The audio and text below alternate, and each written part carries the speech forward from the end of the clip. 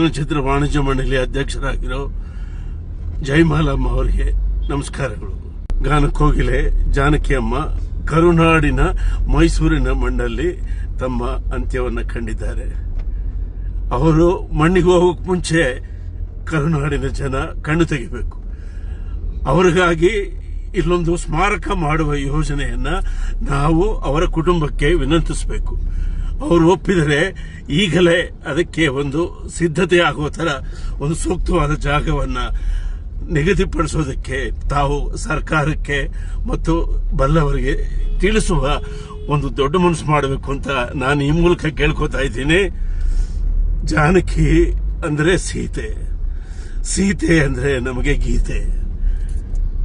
ಆಕೆಯ ಆಸೆ ಕರುನಾಡಿನಲ್ಲಿ ಇರುವುದು.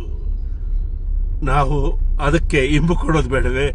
ದಯಮಾಡಿ ನೀವು ಈ ಸುದ್ದಿಯನ್ನ ಸರ್ಕಾರಕ್ಕೆ ತಿಳಿಸಬೇಕು ಅಂತ ವಿನಂತಿಸ್ಕೊತಾ ಇದ್ದೀನಿ. ದಯಮಾಡಿ